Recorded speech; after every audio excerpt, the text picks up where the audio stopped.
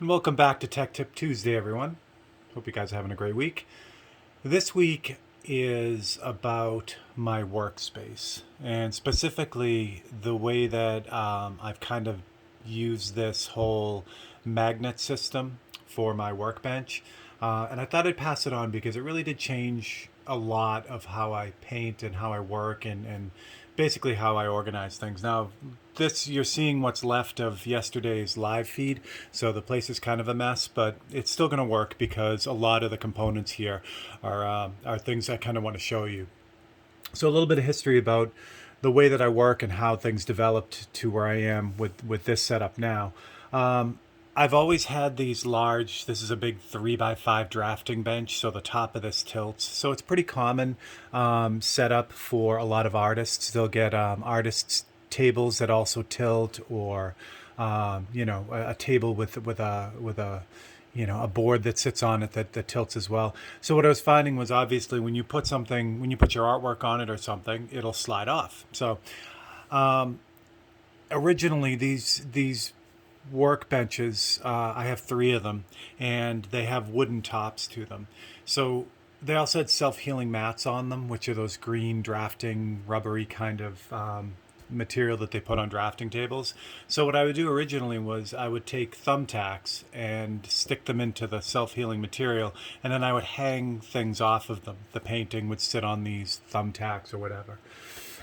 It wasn't a great way to do it. It actually damaged one of the tables. When I refinished them, I had to sand it down pretty far to get beyond all that. So I regret doing that. So I knew I needed a different way to kind of approach it. So what I found was that I could get a sheet of thin steel, and I just double stick taped it to the bench. And now I was able to use magnets. So magnets would stick to the steel, and then I could do the same thing. I could hang the painting on those magnets. And that developed into what I use today. So what I did today, or what I did when I really got serious with this, was I ordered a big sheet of steel that matches the top of this bench. So the entire top of this bench, if I were to peel up this paper, is a piece of powder coated steel. So it's kind of the extreme, you don't have to go that crazy to get this same effect, to get it done. But I had been using it so long, and I really loved the system, that it was worth the investment in buying that big sheet of steel. And then what happens is it's just laminated onto the top of this bench. So I peel it up, but I just changed the paper to show you. And all it looks like is basically like a white refrigerator. It's white powder coated steel. The powder coating is great because it keeps it safe. Even though I put paper on the whole thing, if I get a rip and the paint goes onto the powder coated steel, I can just wash it off. So it keeps it clean. So let me show you some of the advantages of that first, and then I'll kind of give you a little bit of rundown on how you can get this done, not on the cheap, but without spending a fortune. Okay, so once you have a sheet under here with steel, now magnets stick to it, obviously. So I invested in all kinds of different magnets, and they're totally, like, it's endless. It's endless what you can do with it. I have, these little kind of chip clip type things with a magnet on the back. I use that to hold my spray out card. I also use it to hold whatever notes I happen to have, so they stick right on there, which is nice. If you're crafty, I got into like just building little devices for the bench. So everything has magnets on the back. These are neodymium magnets. One of them's missing, but you get the idea. And this is just a little block of wood. I took a piece of brass wire and just curled it around a dowel, and then stuck it in, and now I have a brush holder that also sticks to the bench wherever I want. And that's really nice because I can literally put this stuff wherever it needs to be. So that's kind of cool. I even have up in the corner, I have this little paint rack that, again, holds a bunch of colors that I'm using, at any given moment. And it's got basically a piece of strip magnet on the back. Now for the artwork, this is where it gets cool. If I'm working on like a panel like this is just 1/8 inch ampersand panel.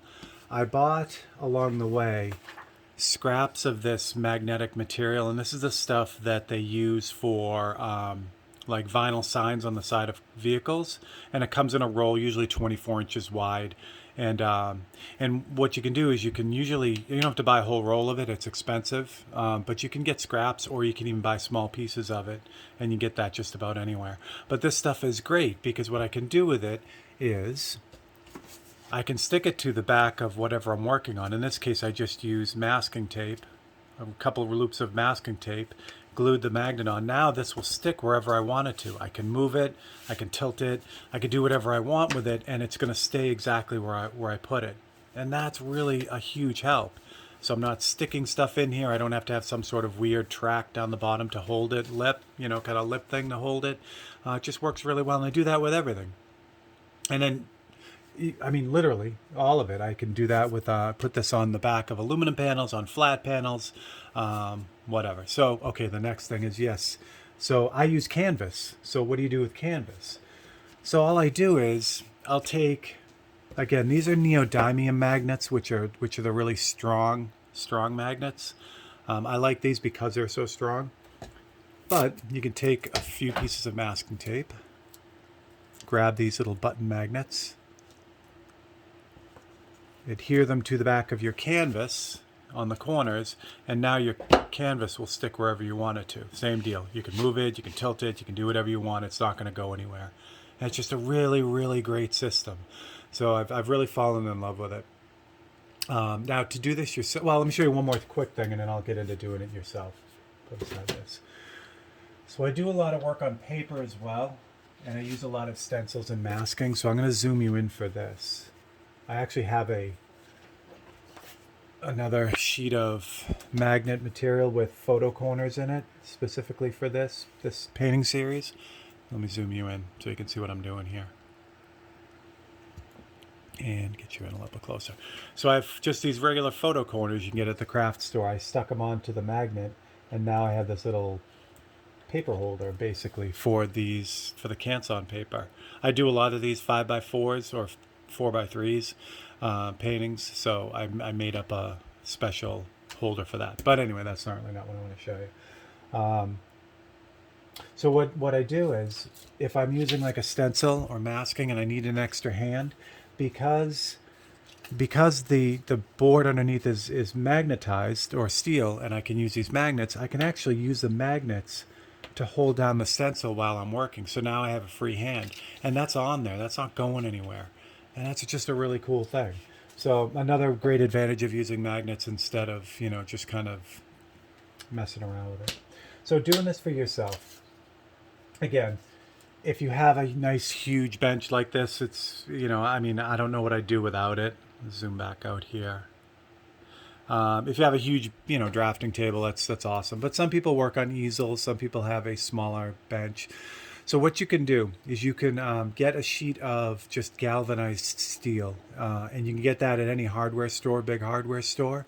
The trick with galvanized steel, the reason why galvanized steel is galvanized is because they put a coating of zinc on it to keep it from corroding. Now, zinc isn't something that magnets stick to. But usually there's enough steel and not enough zinc to make magnets not stick to it. So galvanized steel still will work for the most part. But it also wouldn't hurt to grab, if you have a magnet, to take it with you and just to make sure. Because sometimes, if it's really heavily zinc coated, it can reduce its ability to hold those magnets. So you wanna make sure there. If you use these neodymium magnets, it doesn't really matter because these are so strong. They'll get through the zinc no matter what. These things are crazy strong. So you don't have to worry about it. But if you're going to use regular magnets that you get at the store, then you want to just double check the galvanized steel. I would recommend not using raw steel sheets, only because if you do get water on them, they'll oxidize and rust.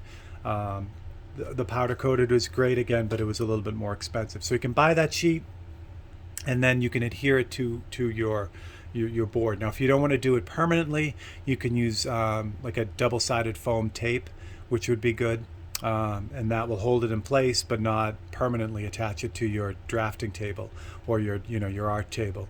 And You can get them in different size sheets. On the first time I did this, I actually had to use two because my bench is so big, which is ultimately why I ended up getting the large sheet, because I always seem to hit that seam wherever I was working, which aggravated me.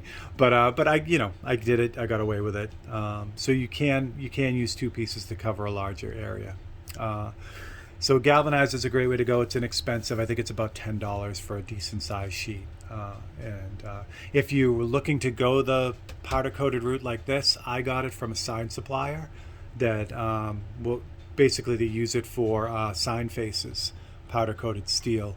Powder coated aluminum is more common nowadays because it doesn't corrode at all, but you could still get powder coated steel. And then I had them cut it down to the size I wanted, so that worked out really well. So you work on an easel. So what do you do there? So for easel, people who love easels, you can actually get like an inch, a half inch or 3/4 inch piece of almost like shelving material.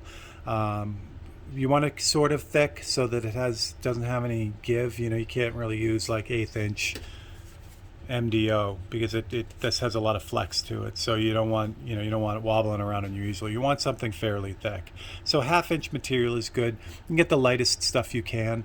Composite material works really well. So you just want a big enough panel so that your artwork will fit on it. And then you do the same thing. You get a sheet of galvanized material and then just adhere it to the top and of that panel, and then you just put that panel on your easel as if it was a canvas. And now you can do the whole thing. You can take the magnets, put it on your canvas and stick it on the board, and you're ready to go.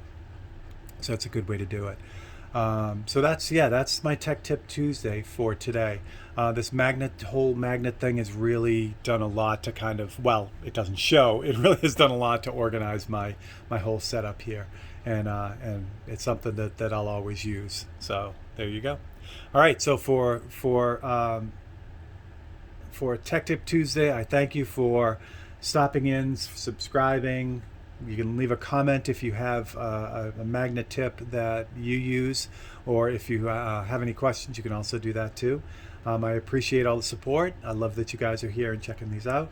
And I will see you next Tuesday for your next studio tip. Thanks a lot, guys. Have a good one.